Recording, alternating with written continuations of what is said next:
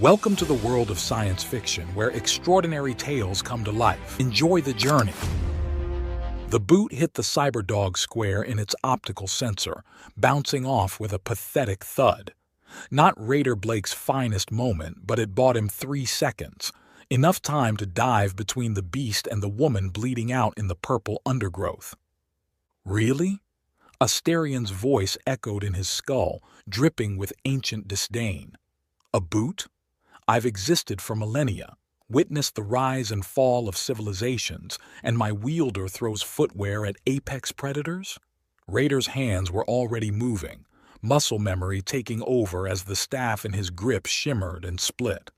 The carved wood transformed into twin medical implements, one resembling a scanner, the other a tissue regenerator that predated most galactic civilizations.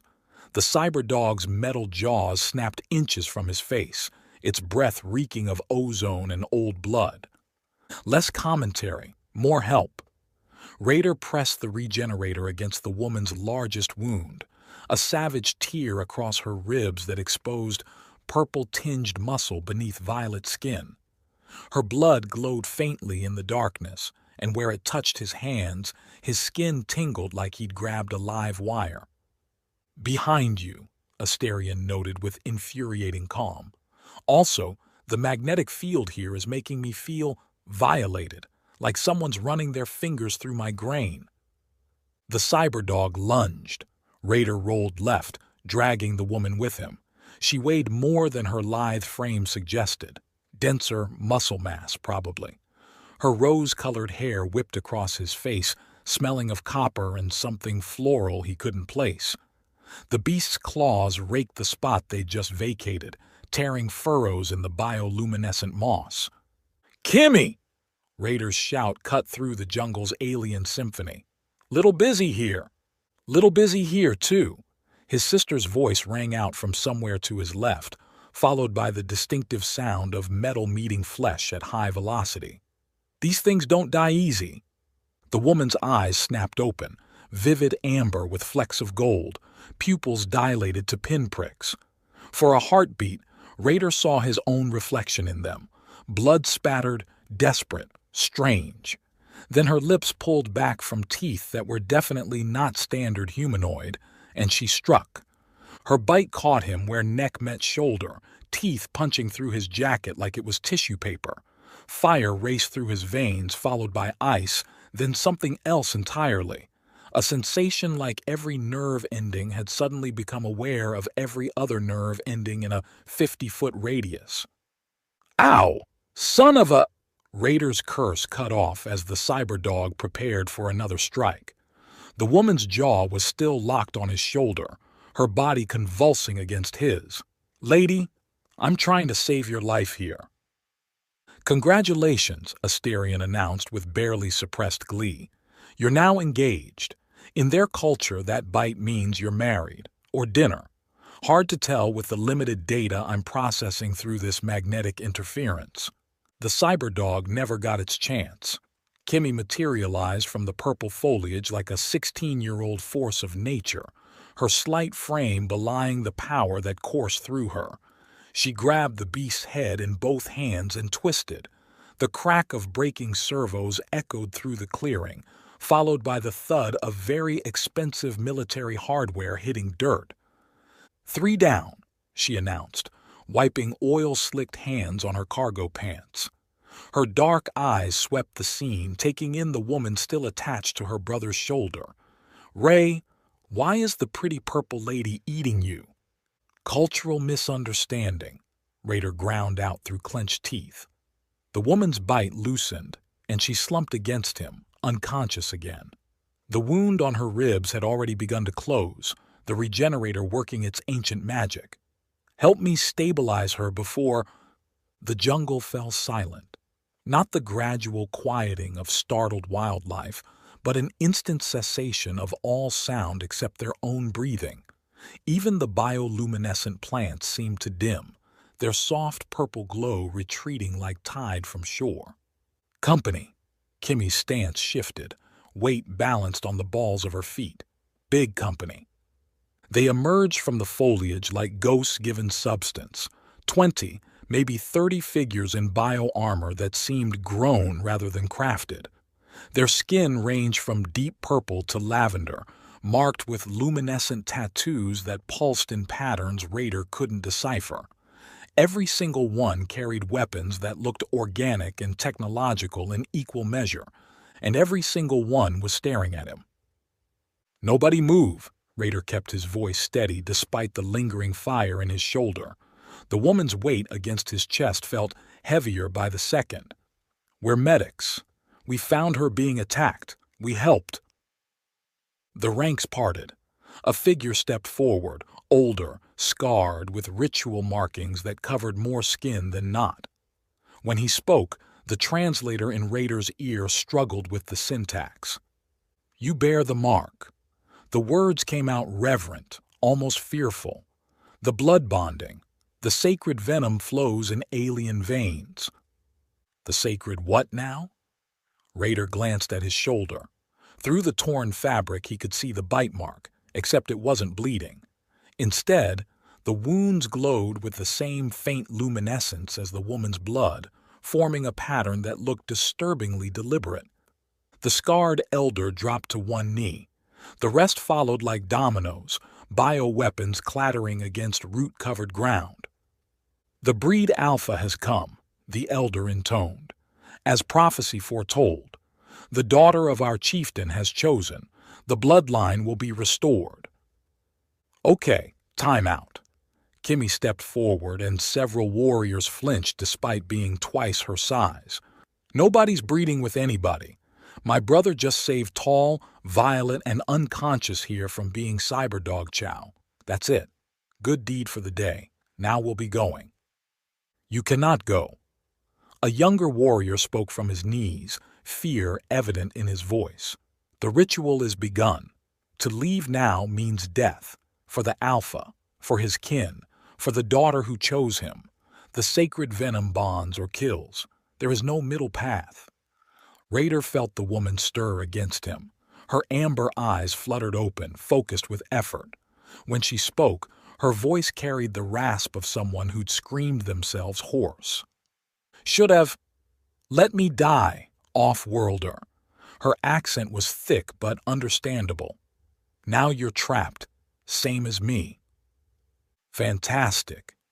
Raider helped her sit up, medical instincts overriding the urge to put distance between them.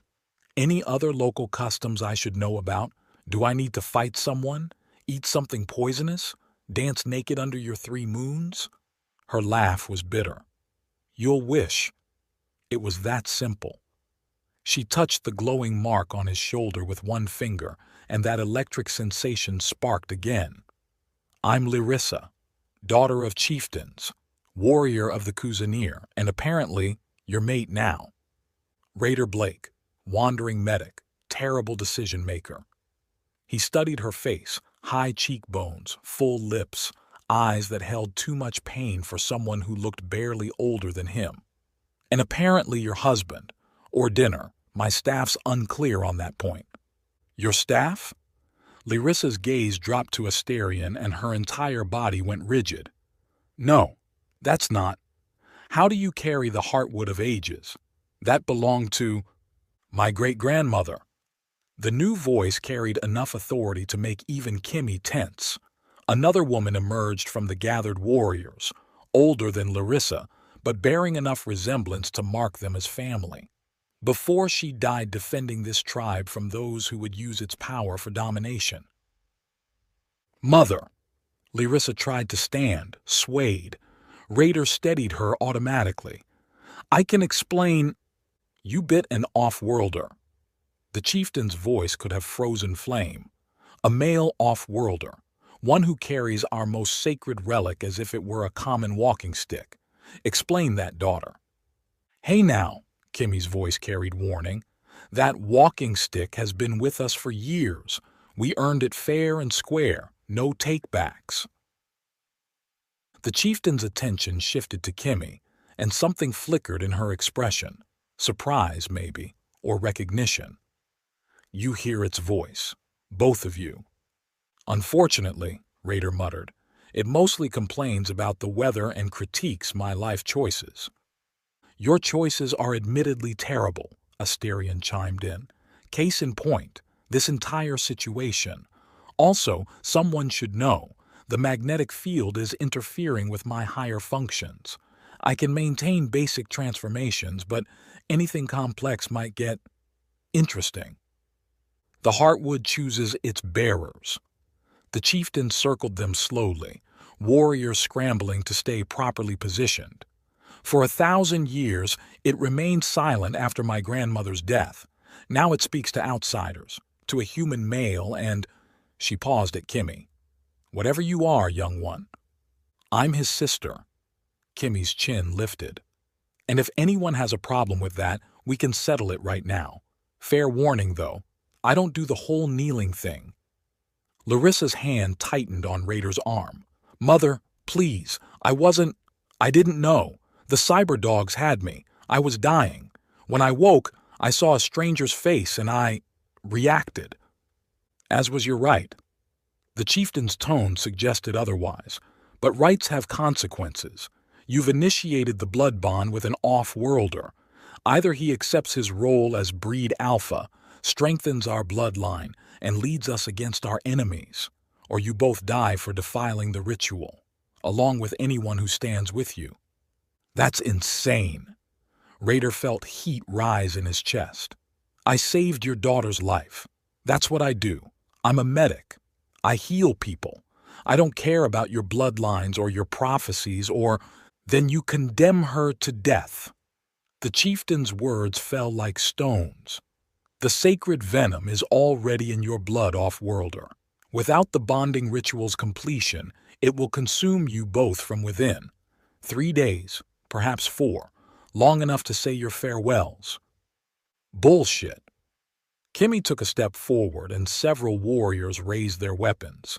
She smiled, the kind of expression that made smart people reconsider their life choices.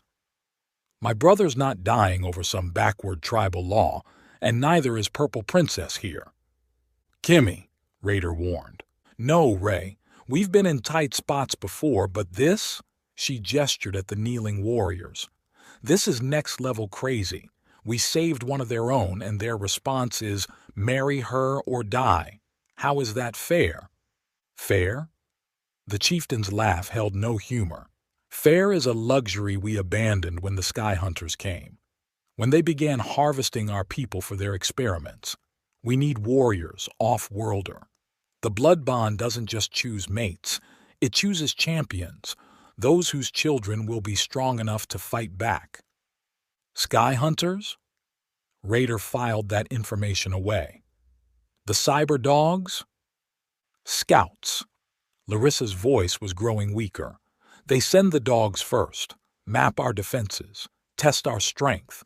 Then they come with ships and nets and... She swayed again. Take our people, use them, break them, send back the pieces as warnings. Which is why we need the breed alpha. The chieftain's expression hardened. The prophecy speaks of an outsider who would bear the heartwood, survive the sacred venom, and sire children capable of defeating our enemies. Whether you intended it or not, you've begun fulfilling that prophecy. I've had better welcomes, Asterion observed. Remember that cannibal asteroid? At least they had decent music. Also, someone should probably catch the purple one. She's about to... Larissa collapsed. Raider caught her before she hit the ground, medical training overriding everything else. Her skin burned with fever, and beneath his fingers her pulse raced rabbit-quick. The venom rejection, one of the warriors whispered. It begins. No. Raider pressed 2 fingers to her carotid counting beats. This isn't rejection. This is infection. Those cyber dogs, their claws are filthy. Bacteria, viruses, probably synthetic pathogens designed to weaken prey. He looked up at the chieftain. I need somewhere clean to work, sterile if you have it, and any medical supplies you can spare. You would save her, even knowing what it means? I'm a medic, Raider repeated. I don't get to choose who lives or dies based on the complications. Now, are you going to help me, or are we going to stand here until she goes septic?" The chieftain studied him for a long moment. Then she gestured sharply. "Bring them to the healing chambers, postguards. If the off-worlder wishes to delay his choice by saving my daughter, so be it. But know this, Raider Blake. Each moment you spend healing, her body only strengthens the bond between you. By the time she wakes, the venom will have marked you permanently." "Then I guess I better work fast." Raider shifted Larissa in his arms, surprised again by her weight. Dense muscle, definitely. Built for war, not peace. "Kimmy?" "Right behind you, bro." His sister fell into step, eyes scanning the warriors who formed up around them. "But when this is over, we're having a serious talk about your taste in women." "She bit me." "Yeah, well." Kimmy's grin was sharp as broken glass. "You always did like the dangerous ones." As they followed the warriors deeper into the purple jungle, Asterion hummed in Raider's mind, an old song, older than human civilization. The staff's presence felt different here, more alive, as if returning to Varus had awakened something dormant. "Hey, Asterion!" Raider kept his mental voice low. "What aren't you telling me about this place?" The ancient intelligence was quiet for so long, Raider thought it wouldn't answer. Then, just as the first structures of the Kusanir settlement came into view, organic buildings that seemed grown rather than built, Asterion spoke. "Some bonds, young healer, are forged by choice, others by chance, and some—" The staff pulsed warm against his palm. "Some are written in the very fabric of reality itself. Welcome to your destiny, Raider Blake. Try not to die. It would be terribly inconvenient to find a new bearer." The settlement gates closed behind them with a sound like breathing, and Raider couldn't shake the feeling that he'd just crossed a threshold from which there was no return. In his arms, Larissa murmured something in her native tongue. The translator caught only fragments, something about stars and storms and the taste of lightning on her tongue. 3 days to save her, 3 days to find a way out, 3 days before whatever was in his blood either killed them both or bound them forever. No pressure. The healing chamber stank of copper and ozone.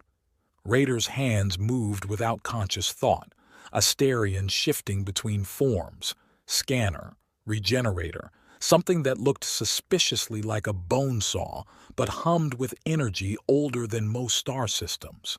Larissa's fever had broken an hour ago, but the infection fought dirty, burrowing deeper with each treatment. "Your blood pressure's spiking," Asterion noted.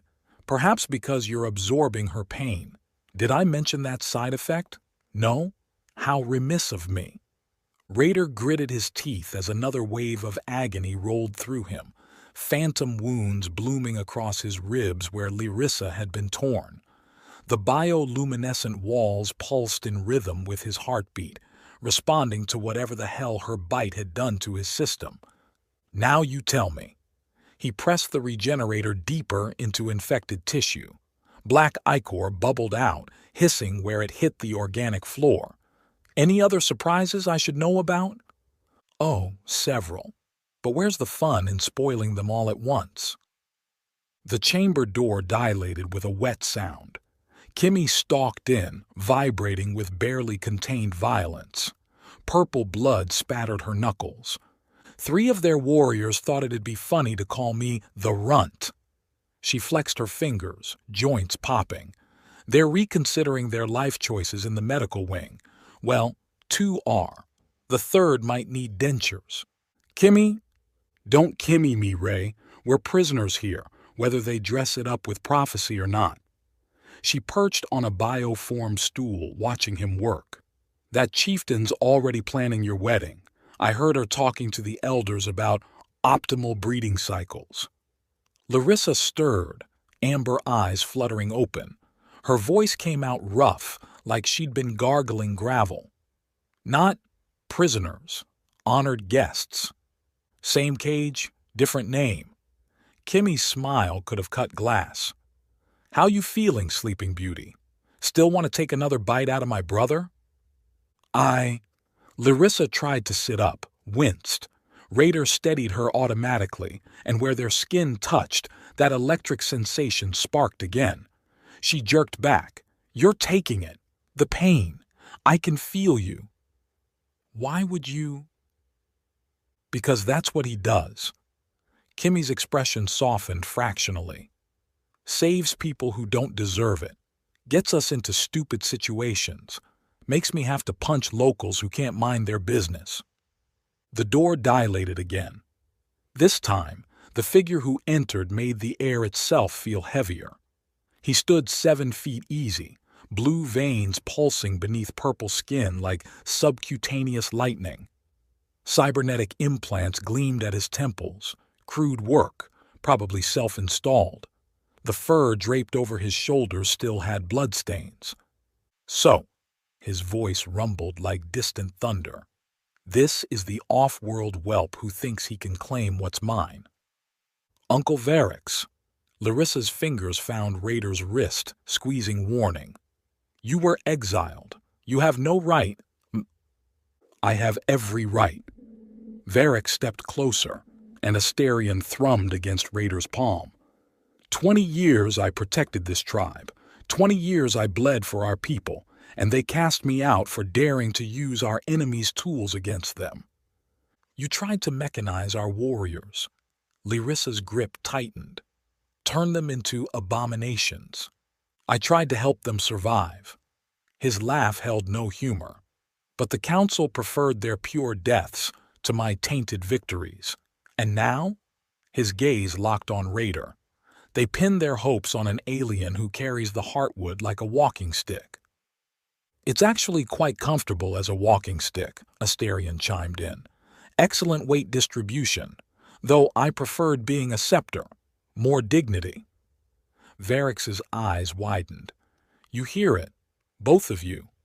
His attention shifted to Kimmy. Even the small one. Interesting. Call me small again. Kimmy's voice dropped to something dangerous.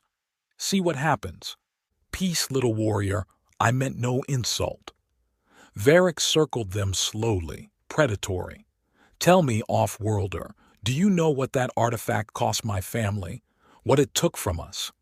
Enlighten me. Raider kept his hand steady on Larissa's wounds, but tracked the big man's movement. I'm guessing it's a sad story with lots of blame to go around. My mother was its last true wielder. Varix touched a scar that ran from temple to throat. She could make it sing, make it dance, make it reshape reality itself, until the day she met an off-world explorer, a healer like you, charming, helpful, full of pretty words about unity and progress. The pieces clicked. Raider glanced at Larissa. Your grandmother, the great queen. Varix's expression darkened. Who chose love over duty, chose to trust an outsider with our secrets. And when our enemies came, when we needed the Heartwood's power most, she hesitated. Didn't want to become the weapon our survival required. She died. The explorer fled. And the staff. He gestured sharply. Silent for 1,000 years, until you... Touching story. Kimmy examined her nails. Still doesn't explain why you're here playing Thunder God instead of staying in whatever hole they threw you in. Because unlike the council, I understand strength. Varix smiled, showing too many teeth. The small one has it. I can smell it on her. Power enough to crack this planet's crust. And you, healer, the Heartwood woke for you. That means something. Yeah, it means I have terrible luck. Raider sealed the last of Larissa's wounds, fighting the urge to collapse as her pain became his. Look, I don't want your position, your tribe, or your grudges. Soon as she's stable, we're gone. No. Larissa pushed herself upright despite Raider's protests. The bond is set. 3 days, the venom takes hold fully. Try to leave before the ceremonies. She touched the glowing mark on his shoulder. We die together. Romantic. Varix crossed massive arms. But incomplete. Tell him the rest, niece. Tell him what being breed alpha truly means. Larissa's jaw clenched. Uncle, leadership of war parties, first claim on resources, the obligation to sire at least 3 children within the first year. His grin widened at Raider's expression. Oh yes, off-worlder. You're not just her mate. You're expected to strengthen our entire bloodline, starting with her, but not ending there. The strongest women will petition for your attention. Pass. Raider stood, swaying slightly. Hard pass on the whole harem thing. Then you condemn us all. Varrix's humor vanished. The Sky Hunters grow bolder. Last month, they took 30. Month before, 50. We need warriors with gifts like yours, healing that defies death, power that makes artifacts wake. We need what your offspring could become. My offspring aren't bargaining chips. Heat rose in Raider's chest, and neither is she. How noble. Varrix moved closer, looming. Tell me, healer, when the Heartwood chose you, did it share its memories? Did it show you how my mother screamed as plasma burned through her chest? Did it whisper how her off-world lover ran rather than fight beside her? Asterion pulsed, and suddenly Raider was elsewhere. A throne room of living wood. A woman with Larissa's eyes but Varrix's height, the Heartwood blazing in her grip. Cybernetic monsters pouring through breached walls. A human man in medical whites reaching for her. Go! Take our daughter and go. Not without you. They need a monster to fight monsters, beloved. Let me be one. Let me save them. The Heartwood's light consuming her, power beyond measure, beyond control. Raider gasped, back in the present. Varrix watched with knowing eyes. You see? The staff remembers. It remembers her sacrifice and his cowardice, and the daughter who grew up wondering why her parents' love destroyed everything. He leaned closer. So tell me, off-worlder, when the time comes, will you run too? Or will you let the woman you claim to protect burn herself to ash for a tribe that isn't yours? That's enough. Larissa stood, unsteady but determined. Uncle, you're not welcome here. The council will beg for my return when their new alpha proves weak. Varrix straightened. 3 days until the ceremonies begin. Blood bonding tomorrow. Unity hunt the day after. Then the passion trial, if you survive that long. He turned to leave, paused at the door. A warning, healer. The small one's power. I've seen its like before. In the weapons that killed my mother. Be very careful what you've brought into our sacred places. The door sealed behind him, leaving silence thick enough to choke on. Well, Kimmy hopped off her stool. He seems nice, real Uncle of the Year material. He's not wrong. Larissa sank back onto the medical bed. About any of it. The Heartwood, the danger, what being alpha means. She looked at Raider. You should know I didn't choose this. The bite, it was instinct, fear. I'm sorry. You were dying. Raider checked her vitals again, needing something to do with his hands. Not exactly peak decision-making time. The blood-bonding ceremony. She caught his hand, held it. Tomorrow, if you fail, the venom accelerates. You'll be dead by nightfall. If you succeed, let me guess, more tests designed to kill me. Tests designed to change you. Her thumb traced the mark on his shoulder through his shirt. Each ceremony strips away more of who you were, rebuilds you into what we need. By the end, you won't want to leave. The tribe, the purpose, me, it'll all feel like home. Sounds like brainwashing with extra steps. Yes, her honesty hit harder than lies would have. But the alternative is extinction. For all of us. Kimmy cracked her knuckles. Or option 3. We break your stupid ceremonies, save everyone anyway, and bounce before anyone can stop us. You think you're that strong? Larissa studied her. Strong enough to fight our whole tribe? The Sky Hunters? The jungle itself? Little girl, Kimmy's grin belonged on something with more teeth. You have no idea what I am." The lights flickered, just for a second, but in that moment, Raider saw it. Shadows peeling off his sister like shed skin, each one reaching, grasping, hungry. Then normal Kimmy stood there, 16 and smirking. "But Ray asked me to play nice, so I am. For now." Larissa's eyes widened.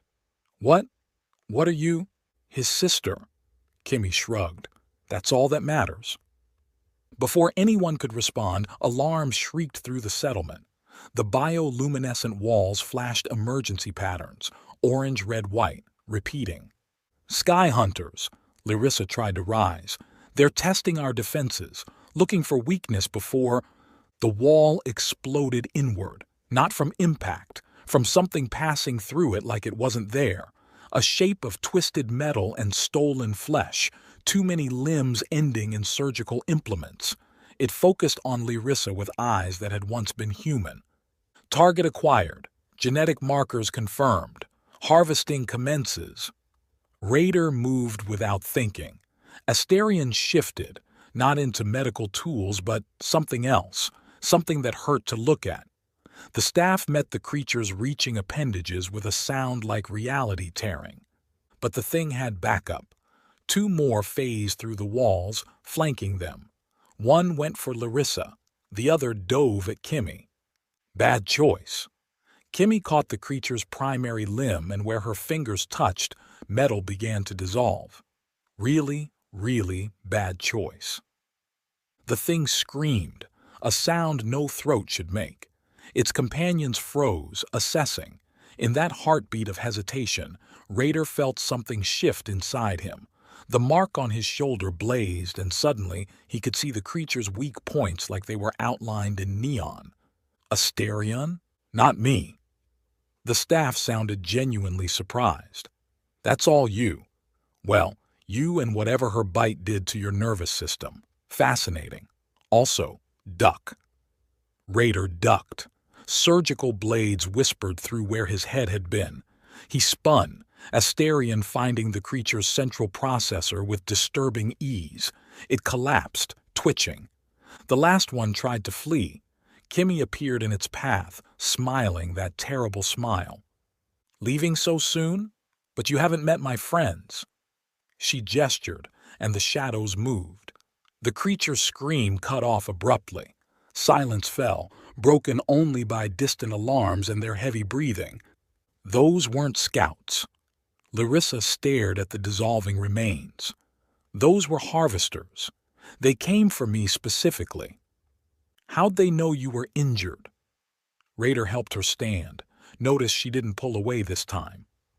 "How'd they know exactly where—" "Someone told them." Her expression hardened.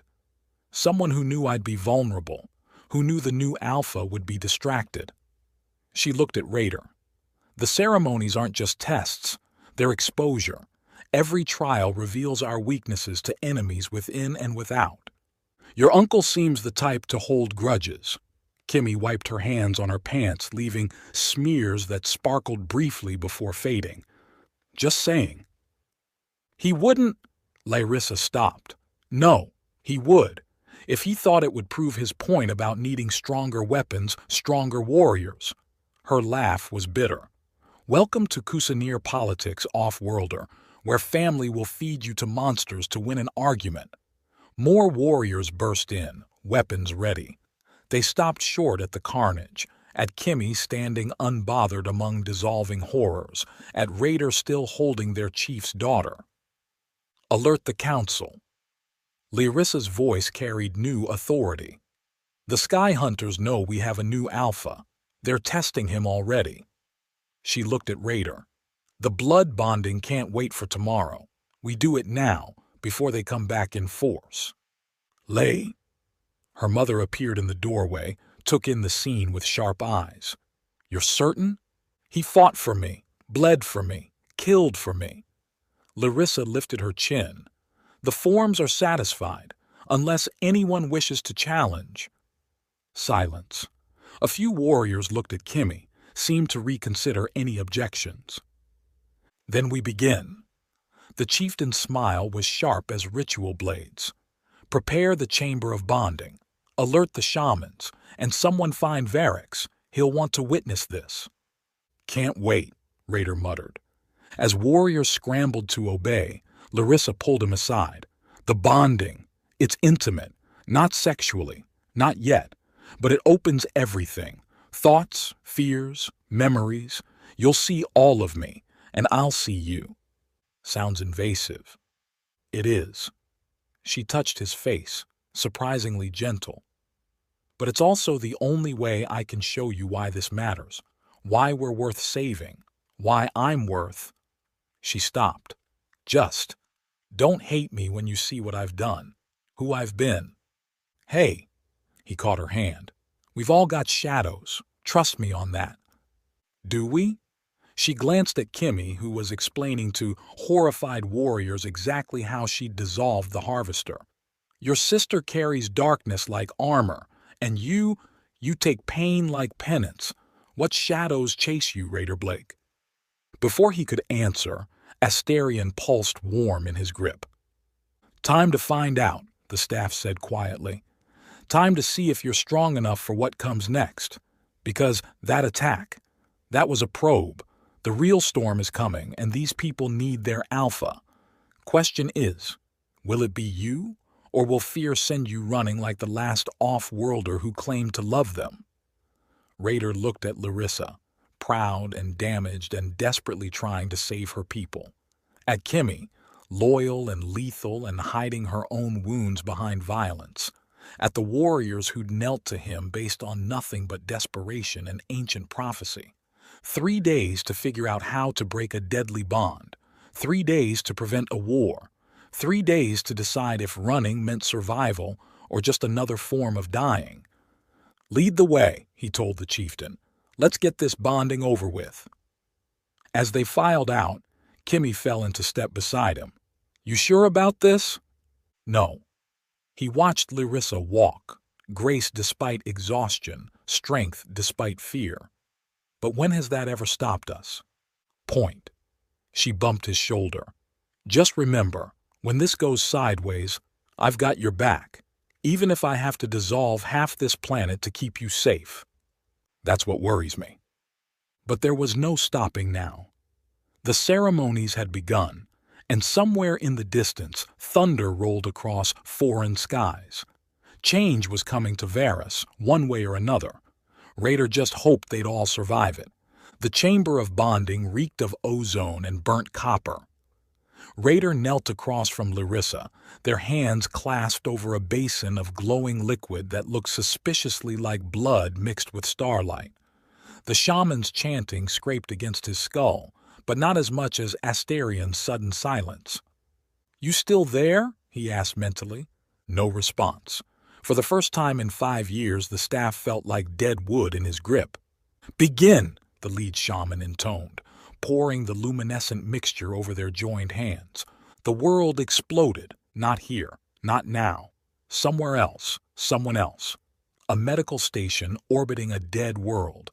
Raider, younger, angrier, standing over the body of his last patient. Another one he couldn't save. Another failure to add to the collection. You know what your problem is? Dr. Vasquez sealed the body bag with clinical efficiency. You care too much. It'll kill you faster than any disease. Better than feeling nothing. Raider punched the wall, knuckles splitting. Better than treating them like specimens. Is it? She gestured at the rows of filled bags. Plague took them all. You nearly died trying to save them. And for what? So you could fail with feeling. He stormed out, headed for the restricted vault. If traditional medicine failed, maybe the artifacts confiscated from raiders and smugglers held answers. Most were junk, broken weapons, depleted power cells. But in the back, neglected and dust-covered, a simple wooden staff hummed with potential. The moment his fingers touched it. Finally! The voice cracked through his skull like lightning. Do you have any idea how boring it is sitting in storage? Decades of darkness listening to incompetent fools argue about my origins while I'm right here. Raider jerked back to the present. Larissa's eyes were wide, pupils dilated. She'd seen it too, felt his desperation, his need to heal that drove him to steal an artifact and run. "My turn," she whispered. The memory shifted. Larissa, at 14, standing over her first kill. The raider had come for children, thought her an easy target. Her hands shook as purple blood cooled on her blade. "You did well." Her mother's approval felt hollow. "But next time, don't hesitate. Hesitation is death." He begged. Larissa couldn't stop staring at the body. At the end, called for his mother. "They all do." Her mother turned away. "You'll learn to stop hearing it, or you'll die. Those are the only options for a chieftain's daughter." But she never stopped hearing them. Every kill, every victory, every time she chose duty over mercy. They accumulated like stones in her chest, weighing her down until the memory shattered. They were both gasping, tears streaming down Larissa's face. But the ceremony wasn't done. The liquid crawled up their arms like living things, burrowing into skin, rewriting what it found there. "Show me Kimmy," Larissa managed. "Show me why she matters so much." Raider tried to resist, but the bonding allowed no secrets. 4 years ago, a scavenging run gone wrong. The settlement burned, victims of corporate cleansing to make way for mining operations. Raider picked through the wreckage, Asterion guiding him toward survivors. There, the staff pulsed. Under the collapsed school, hurry. He found her buried beneath 2 adults, teachers who'd shielded her with their bodies. Tiny, maybe 12, covered in ash and blood. But her eyes burned with fury that belonged on something much older. "Are you here to finish it?" Her voice came out flat, emotionless. "Get it over with." "I'm here to help."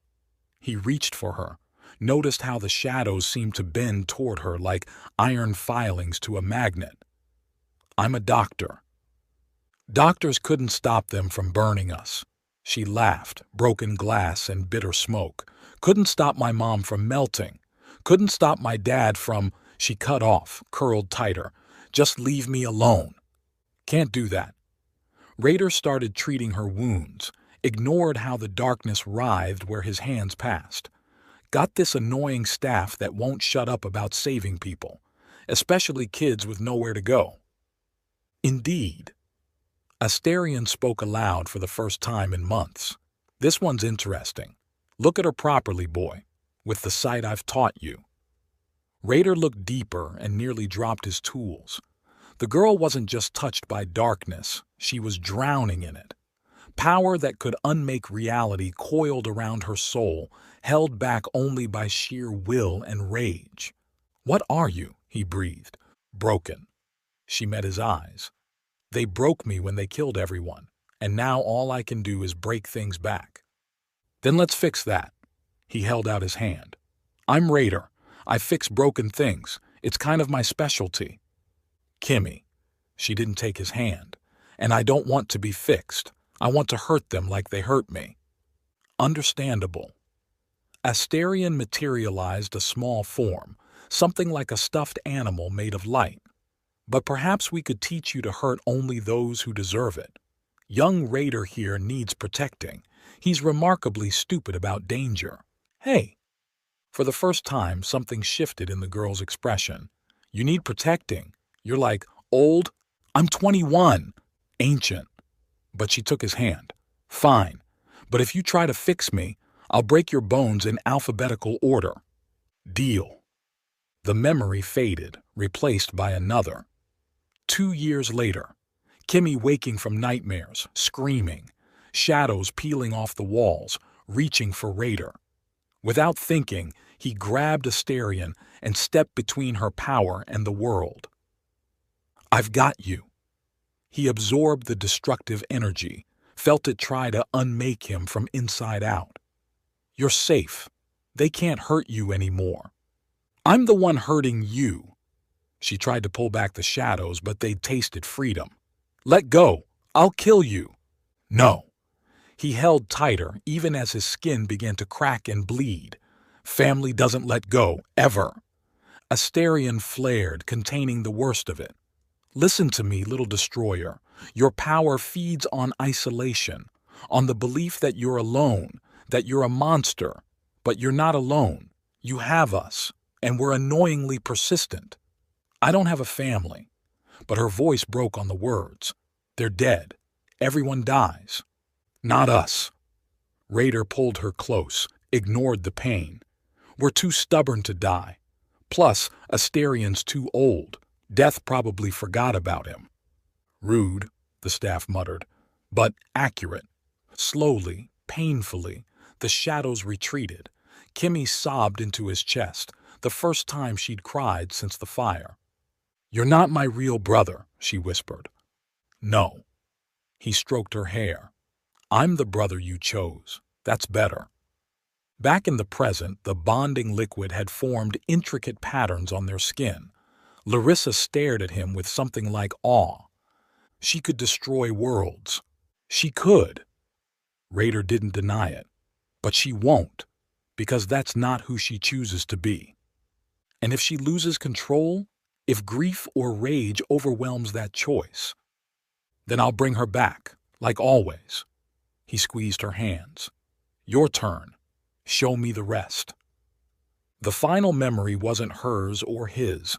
It was Asterion's. The ancient queen stood before her war council, Asterion blazing in her grip. Outside, the enemy gathered. Not sky hunters, but something worse. An empire that consumed worlds, strip-mined souls. We can win. Varix, younger, unscarred, pointed at strategic maps. Let the Heartwood remake us, become weapons ourselves. They can't harvest what they can't touch. And lose ourselves in the process? The queen shook her head. Become the monsters we fight? Better monsters than meat. He slammed the table. Mother, please, use the staff's true power, dominate their minds, turn them against each other, save us. The Heartwood doesn't dominate. She touched her son's face gently. It amplifies what's already there. Use it for control, become a tyrant. Use it for protection, become a guardian. Use it for love. Love won't stop plasma cannons, Varix snarled. No, but it's the only thing worth dying for. She turned to her human lover, a healer who'd crash-landed years ago, who'd chosen to stay. Take our daughter. When I fall, the Heartwood will sleep. Keep it safe until one comes who can wake it with compassion, not conquest. Elena, no. Yes. She kissed him one last time. Show our child the stars. Teach her that strength comes from choosing others over yourself. And tell her. Her voice broke. Tell her I'm sorry I couldn't be both her mother and her world's savior. The memory fractured. Battle. Fire. The queen channeling power that turned her body to living light. Enemies falling, but more coming. Always more. And at the end, as her flesh burned away, she looked directly at where Asterion's consciousness resided. Sleep now, old friend. Sleep until love wakes you again. Not the love of power or glory or even survival, but the stupid, beautiful love of those who save strangers in the dark, who choose family not by blood but by promise, who heal because they can't help themselves. Darkness. Then, decades later, a broken young man touching wood and waking something that had waited so long. The memory shattered.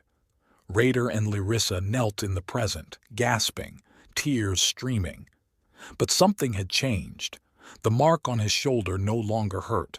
Instead, it pulsed in time with her heartbeat, connecting them in ways that went beyond the physical. The bonding is complete. The shaman's voice held wonder. Never have I seen such compatibility. You truly are meant. Alarms shrieked. The bioluminescent walls flashed military crimson. Warriors burst in, panic replacing ceremony. Chieftain! The lead guard could barely speak through fear. Varix has returned, with an army, the Sky Hunters. He's allied with them. They're demanding surrender or annihilation. Larissa stood, and Raider felt her resolve through their new bond, steel wrapped in silk. How long until they attack? They're already in position. Hundreds of harvesters, combat mechs, and the guard swallowed. Varix wears their technology, has become one of them. Of course he has. She looked at Raider. Your staff woke because love called it. But my uncle only knows rage. This was always going to be the outcome. Lay. Her mother appeared, armor hastily donned. We can't fight this. Not their numbers, their technology. Perhaps if we negotiate. No. Larissa's voice cut like a blade. No more running. No more choosing survival over soul. She turned to Raider. You saw my grandmother's memory. She chose love over domination and died for it, but she died free. A bitter smile. The question is, are you willing to do the same? Before Raider could answer, Kimmy strolled in, shadows writhing around her like eager pets. So, the tin-plated uncle brought friends. She cracked her knuckles. Good. I was getting bored. How many do I get to dissolve? None, if we're smart about this. Raider stood, Asterion humming in his grip. The staff felt different now, not just a tool but a partner. Varix wants to prove strength beats everything else, so we prove him wrong. With what army? The chieftain's voice held despair. Half our warriors are children, the rest are exhausted from constant raids, and against their technology, we have something better. He looked at each of them, Larissa burning with purpose, Kimmy coiled with barely contained violence, Asterion thrumming with ancient wisdom. We have a family that chose each other and a really annoying staff that won't shut up about the power of love. I resent that, Asterion huffed. I'm not annoying. I'm character building. Same thing. Raider turned to the warriors. Get everyone to defensive positions. Not to fight. Not yet. To witness. He felt Larissa's question through their bond. Varix thinks unity through domination is the only way, so we show him another path. Together. That's your plan? The chieftain stared. Show him power through, what, friendship? Family, Kimmy corrected, and her smile promised violence to anyone who disagreed. The kind you choose, fight for, and sometimes want to strangle but never abandon. She's not wrong, Larissa admitted, and we're out of options. Either we trust in what my grandmother died believing or we prove Varix right, that only monsters survive. Thunder rolled across the settlement. Not natural, the sound of massive machines moving into position. Through the transparent walls they could see the army. Hundreds of cyber hunters, each a nightmare of stolen flesh and cold technology. At their head, Varix stood transformed. Blue veins now pulsed with mechanical precision, extra arms grafted to his torso, eyes replaced with optical arrays that swept the settlement like targeting lasers. He spoke, voice amplified across the jungle. People of Kusanir, your chieftain has failed you, pinned our hopes on an off-world pretender and his broken companions. I offer one chance. Surrender the false alpha, accept my leadership, and survive. Refuse, and I'll take what's left from your ashes. Dramatic much, Kimmy muttered. Bet he practiced that speech. Probably. Raider felt calm settle over him. The same calm from the medical station, from every impossible case he'd beaten. All right, Asterion. Time to show them what we learned, all of us together. Finally! The staff's excitement bled through their connection. Do you know how long I've waited for wielders who understood? Not dominance, not submission, but synthesis. This is going to be magnificent. Or get us killed, Larissa pointed out. That too. Asterion sounded entirely too cheerful. But what's life without risk? They walked out together. No ceremony, no grand entrance. Just a healer, his chosen sister, and the woman whose bite had changed everything, facing an army with nothing but faith in each other. Varix's optical arrays focused on them. You came. Good. Will you die with dignity, or must I? Neither. Raider planted Asterion in the ground.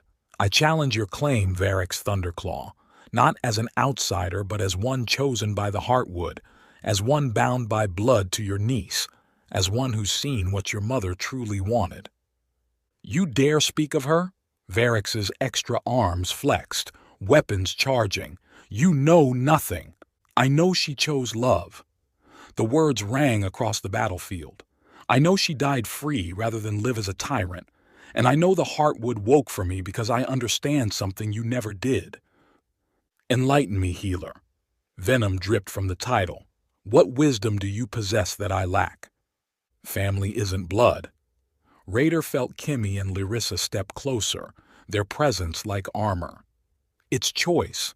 It's saving strangers because you can't help yourself. It's teaching broken children that they're more than their pain. It's choosing partnership over domination, even when it costs everything. Pretty words. Varix signaled his army. Let's see if they stop plasma fire. They won't. Kimmy stepped forward and the shadows followed. But I will. As will I. Larissa drew weapons Raider hadn't seen her carry. Not for prophecy or bloodlines. For the man who took my pain into himself, who showed me strength can be gentle. And me? Asterion pulsed, brighter with each word. I'm just here because these idiots would die without supervision. Do you know how hard it is to find wielders who argue back? Most people just follow orders. Boring. The first wave attacked. Kimmy moved, and reality learned regret. Shadows peeled harvesters apart at the molecular level. But she didn't lose herself to it. Each strike precise, controlled, protecting rather than simply destroying. Larissa danced through combat mechs, every move conservation and devastation in balance. And when wounds appeared, Raider was there, Asterion shifting between weapon and medical tool with seamless grace. But there were too many. For every harvester that fell, two more appeared.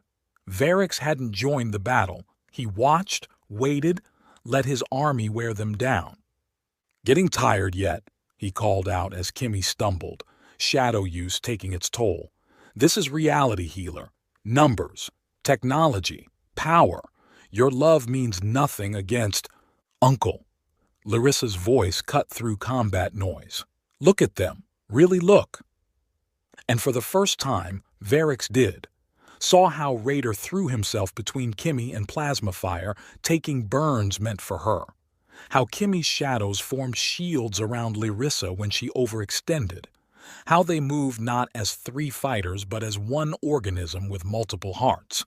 Even your warriors. Larissa gestured to the settlement where Kusanir fighters had joined the battle, not because ordered but because they chose to stand with those who stood for them. They fight not from fear of you, but love for each other. When did you forget that strength shared multiplies? When sharing got my mother killed, the admission tore from him. When love made her weak. No. Raider pulled himself upright despite the burns. Love made her choose. There's a difference. Something cracked in Varix's expression. For a moment, the uncle who'd once protected a young Larissa showed through the machinery. Then the mothership descended, a biomechanical horror the size of a city block. Its primary weapon charged, aimed at the settlement's heart. Enough! Varix roared. Surrender or watch everyone burn! Raider felt it then, Asterion's true offer. Not domination, not submission, but partnership so complete they'd become something new. The same choice the ancient queen had made, but with one difference. He wasn't alone. Together? He asked his family. Together, they answered. Raider grasped Asterion, but instead of keeping the power, he shared it, through the bond with Larissa, through the connection with Kimmy. The staff's energy split three ways, each taking what they needed, giving what they had, Light exploded from them, not the consuming fire of the ancient queen's last stand, but something else. Healing and destruction, shadow and illumination, all balanced in perfect synthesis. The mothership's weapon fired. They caught it. Not blocked, not deflected. Caught. The energy hung between them, trapped by shadows, analyzed by ancient wisdom, purified by healing touch. Then they sent it back, changed. Not destruction, but restoration. The blast hit the mothership and began unmaking the harvesting technology, freeing the organic components trapped within. Impossible, Varix breathed. No. Larissa walked toward him, power still coursing through her. Just a different path. One mother saw but couldn't walk alone. The mothership writhed, systems failing as the corrupted energy freed its victims.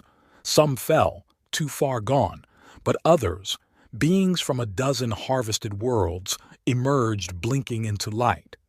You've doomed us all. Varix raised his weapons. Without their technology, without strength through augmentation, the next harvesters will find us united. Raider approached, Asterion singing in harmony with their shared power. Not just Kusanir, but every world they've touched, every survivor who chooses connection over isolation. Naive child, you think love conquers armies? No. Kimmy's smile held shadow and light in equal measure. But family does, the kind that grows, spreads, refuses to break. You wanted evolution through technology? We offer evolution through choice. Varix's weapons trembled. Around him, his cyber army collapsed as freed victims chose sides. Behind him, the mothership gave a final shudder and crashed, systems permanently corrupted by a transformed energy. I've lost, he said quietly. Everything I built, everything I sacrificed. Not everything. Larissa reached out, touched his scarred face. You're still my uncle, still family, if you choose to be. After what I've done, what I became, family forgives. Raider felt the truth of it in his bones. Trust me, I'm an expert in difficult siblings. Hey, Kimmy protested, I'm delightful. You threatened to dissolve a planet 20 minutes ago. Only half. That's character growth. Despite everything, Varix laughed, a broken sound, but real. The little destroyer has a point. His extra arms fell away, rejected by flesh choosing humanity over machinery. But I've gone too far, the things I've done. Then make amends. Larissa supported him as he stumbled. Help us build what Mother dreamed, unity without domination, strength through connection. He looked at the settlement, at warriors embracing freed prisoners, at the impossible family that had defeated his army with shared power. I don't know how. Good thing we're teachers. Asterion's voice held surprising gentleness. Stick around, angry one. Let's see what you become when rage isn't your only fuel. The immediate threat ended, but aftermath stretched before them. Wounded to heal, freed prisoners to integrate, a shattered worldview to rebuild. But as Raider worked, Asterion shifting between forms, power still shared between his chosen family, he felt something he hadn't in years. Hope. So, Larissa said during a brief break, their bond humming with contentment. The ceremonies are technically complete. You're officially our breed alpha, I'm your bonded mate, and Kimmy is... She paused. What are you exactly? Sister Chaos, apparently. Kimmy grinned. Some kids started calling me that. I like it. Has style. It has property damage, Raider corrected. Same thing. Larissa laughed, then grew serious. You could leave now. The bond is stable, won't kill us. You've more than fulfilled any obligation. Leave? Raider looked around. At Varix learning to heal instead of harm. At warriors teaching freed prisoners their songs. At Kimmy showing children how to make shadow puppets that didn't eat reality. Why would we leave? We just got the family sorted out. Besides, Asterion added, do you know how long I've waited for wielders who bicker this entertainingly? I'm not going anywhere. Even if we stay, Larissa warned, the expectations remain. The tribe needs growth, alliance, evolution. And that means... She flushed purple. Means what? Raider asked innocently. You know what? Do I? Maybe you should explain, in detail, possibly with demonstrations. She punched his shoulder. He laughed, caught her hand, pulled her close. Their first kiss tasted like copper and starlight and home. Ugh! Kimmy made exaggerated gagging noises. Get a room! We have several, Larissa murmured against his lips. Perks of being chieftain's daughter. And you just became significantly more attractive. I was already attractive. Yes, he agreed. But now you're attractive with real estate. She bit him, gently, playfully, nothing like that first desperate attack. He grinned against her mouth. Is that a proposal for another adventure? Maybe. She pulled back, eyes bright with promise. But next time, you're keeping both boots on. Your aim is terrible. Excuse me? I saved your life. By throwing footwear at an apex predator. It worked. By accident. Asterion sighed dramatically. And thus begins eternity. I hope you all realize I'm going to be providing commentary for your entire relationship. Wouldn't have it any other way, Raider admitted, and he meant it. They'd started with a bite and death threats, built a family from broken pieces and impossible choices, faced down armies with nothing but shared strength and stupid, beautiful faith in each other. Now came the hard part, making it last, building something worth protecting, teaching the galaxy that evolution meant choosing connection over isolation, synthesis over domination, no pressure. But as Larissa tucked herself against his side, as Kimmy orchestrated increasingly elaborate shadow plays for delighted children, as Varix tentatively joined Asterion in teaching ancient healing arts, Raider felt that calm certainty again. They'd figure it out, together. After all, they were family. The kind you choose, fight for, occasionally want to strangle, but never abandon. And that, Asterion noted with satisfaction, was the only power that truly mattered. Now, the staff announced, who's going to oil my joints? This humidity really is killing me. Some things, Raider reflected, never changed. Thank the stars for that. Epilogue. 16 years later. The explosion wasn't Zara's fault. Well, not entirely. In my defense, she told the smoking crater that used to be the training grounds, Aunt Kimmy said to put more power into it. I said, a little more power. Kimmy materialized from the shadows, purple blood dripping from a cut on her cheek. That was enough to crack a moon. Only a small moon, Zara protested, twirling a strand of her mother's rose-colored hair around her finger. Her father's hazel eyes sparkled with mischief in her violet face. Besides, you're fine. You're always fine. That's not the point, you little chaos gremlin. Asterion's laughter echoed across the settlement. The ancient staff rested against the medical center where her father worked, but its voice carried everywhere when amused. She's definitely your student, Kimmy. Remember when you accidentally dissolved that ambassador's ship? That was one time. Zara grinned, shadows dancing at her fingertips, a gift from years of training with Aunt Kimmy. But underneath, her mother's strength flowed, and her father's healing touch waited. She was, as Grandma Chieftain liked to say, horrifyingly powerful and twice as reckless. Zara Blake Kusanier. Her mother's voice carried across the compound. What did you... Larissa stopped, surveyed the damage and sighed. Let me guess. Kimmy said, to put more power into it. Zara beamed. I listened perfectly. You listened selectively. Her father emerged from the medical center, covered in some patient's glowing blue blood. There's a difference. Also, hi, honey. How was the diplomatic mission? Successful until our daughter turned the training ground into abstract art. But Larissa's stern expression cracked when Dad pulled her in for a kiss, not caring about the blue blood now decorating them both. Gross! Zara made exaggerated gagging noises, learned from years of watching Aunt Kimmy do the same. Get a room! We have several, her parents said in unison, then laughed.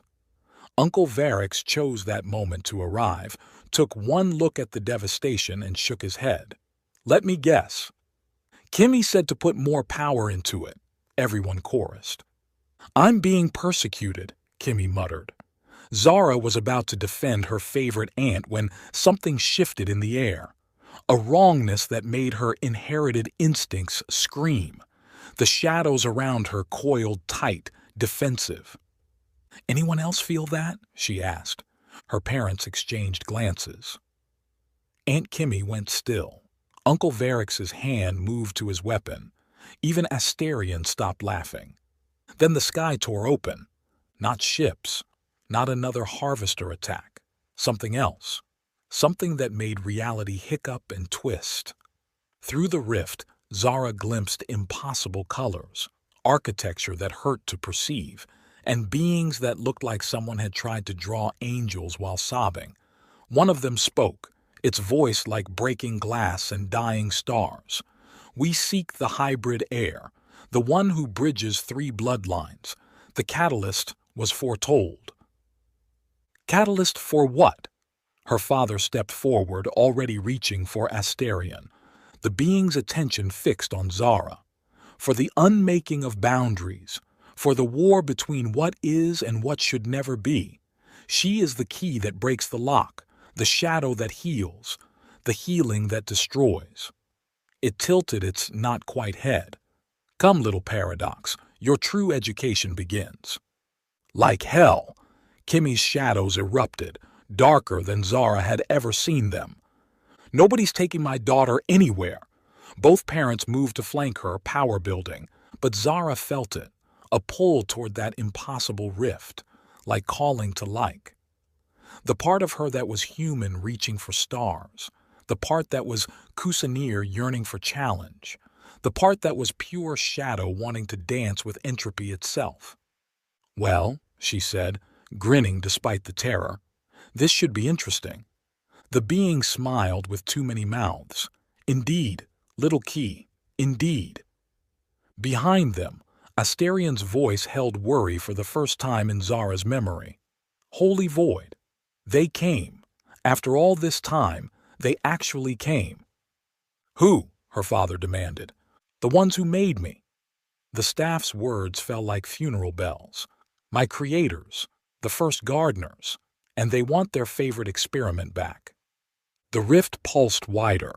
More beings emerged. Zara cracked her knuckles, a habit inherited from Aunt Kimmy, and let power fill her.